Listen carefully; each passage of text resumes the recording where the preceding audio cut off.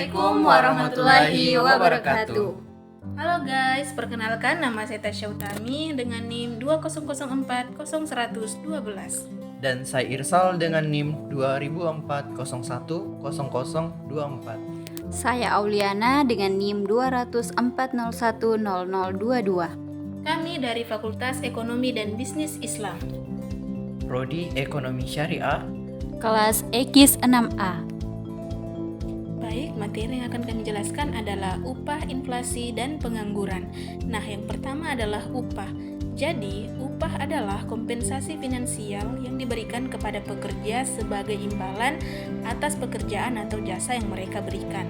Dan upah juga dapat dinyatakan dalam bentuk gaji per jam, gaji bulanan, gaji tahunan, ataupun bentuk lainnya. Contoh gaji per jam yaitu tukang bangunan dan pekerja per waktu. Contoh gaji bulanan yaitu PNS. Dan contoh gaji tahunan adalah karyawan yang memiliki kontrak lama dalam sebuah perusahaan. Selanjutnya kita masuk dalam konsep upah. Jadi konsep upah itu ada 3. Yang pertama yaitu gaji dasar. Nah, gaji dasar adalah jumlah uang yang dibayarkan kepada pekerja sebagai imbalan atas pekerjaan yang mereka lakukan. Dan gaji dasar dapat ditetapkan berdasarkan faktor-faktor seperti kualifikasi, pengalaman, dan tingkat tanggung jawab pekerjaan.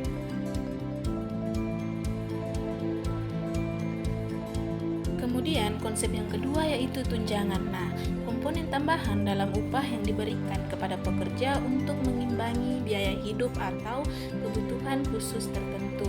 Nah, dalam tunjangan itu sendiri mencakup tunjangan transportasi, tunjangan makan, tunjangan perumahan, tunjangan pendidikan, dan tunjangan yang lain-lainnya yang berhubungan dalam konsep upah. Dan kemudian komponen tambahan dalam upah.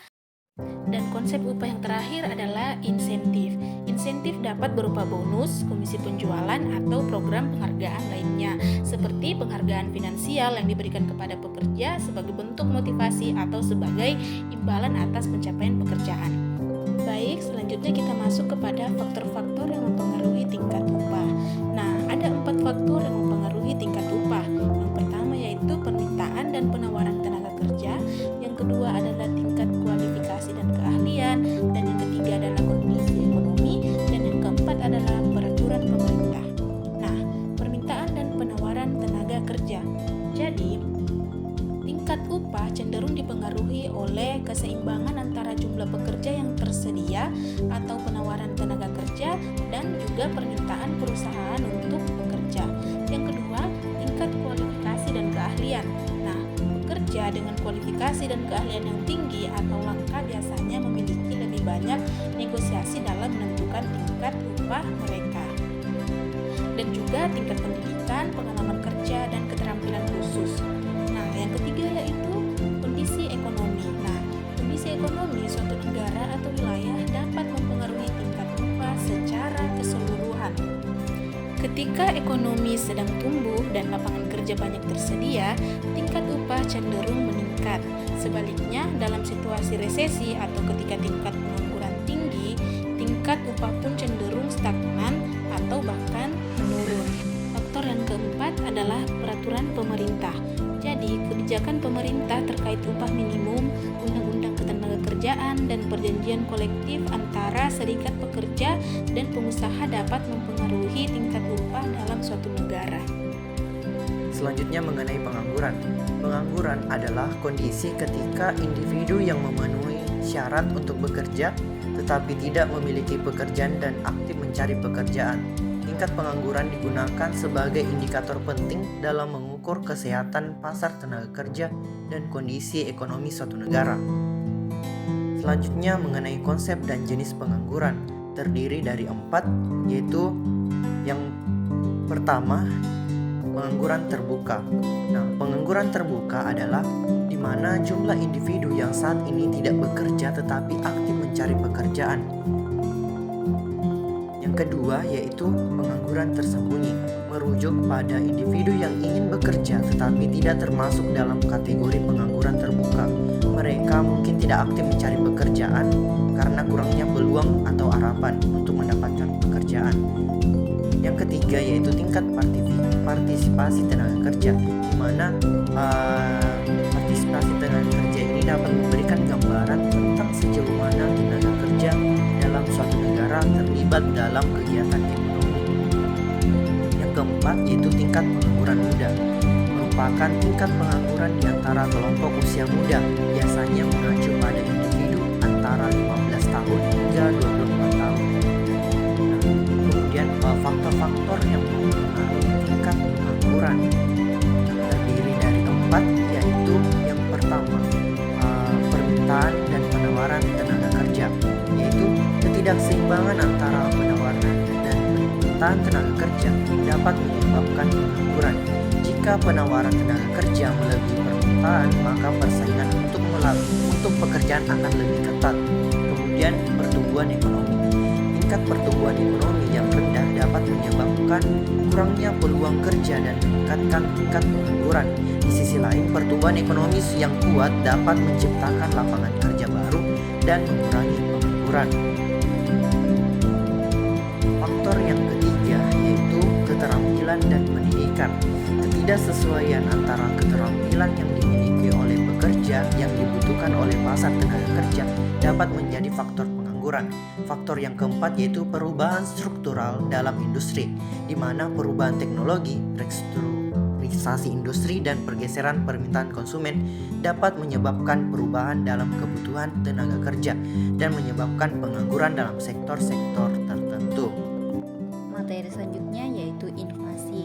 Inflasi merujuk pada peningkatan umum dan berkelanjutan dalam tingkat harga barang dan jasa di suatu ekonomi selama periode waktu tertentu. Nah, selanjutnya konsep dan jenis inflasi ada 3. Yang pertama yaitu inflasi konsumen. Inflasi konsumen merupakan pengukuran perubahan tingkat harga barang dan jasa yang dikonsumsi oleh rumah tangga dalam suatu negara. Selanjutnya ada inflasi produsen. Inflasi produsen merujuk pada peningkatan harga bahan baku dan input produksi yang dihadapi oleh produsen. Inflasi produsen dapat mempengaruhi biaya produksi perusahaan dan pada akhirnya dapat mempengaruhi harga barang dan jasa. Yang terakhir yaitu adalah inflasi aset. Inflasi aset merupakan peningkatan harga aset seperti properti, saham, atau komoditas. Nah, inflasi aset dapat terjadi ketika ada aliran uang yang besar ke pasar aset tertentu. Selanjutnya, faktor-faktor yang mempengaruhi tingkat inflasi ada 4. Nah, yang pertama adalah permintaan agregat, penawaran agregat, kebijakan moneter, dan faktor eksternal. Nah, yang pertama yaitu permintaan agregat. Permintaan agregat merupakan permintaan yang kuat yang dapat mendorong kenaikan harga.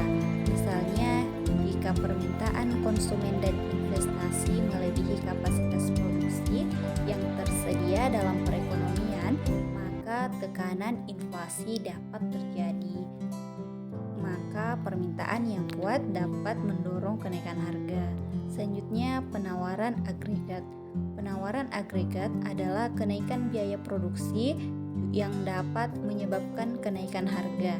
Selanjutnya, kebijakan moneter merupakan kebijakan yang longgar seperti peningkatan jumlah uang yang beredar atau penurunan suku bunga yang dapat mendorong inflasi. Namun, kebijakan moneter yang ketat dapat digunakan untuk mengendalikan inflasi dengan mengurangi jumlah uang yang beredar. Selanjutnya adalah faktor eksternal. Faktor eksternal merupakan perubahan harga komoditas internasional, nilai tukar mata uang, atau gangguan pasokan global juga dapat mempengaruhi tingkat inflasi dalam suatu negara. Jadi, dampak inflasi dapat bervariasi. Dampak positif termasuk mendorong konsumsi dan investasi karena cenderung menghabiskan uang sebelum harga naik. Namun, inflasi yang tinggi dan tidak terkendali dapat menyebabkan kerugian daya beli, ketidakstabilan ekonomi, dan ketidakpastian yang merugikan individu maupun suatu bisnis. Sekian pemaparan materi dari kami terkait upah, pengangguran. dan inflasi. semoga bermanfaat. Wassalamualaikum warahmatullahi wabarakatuh.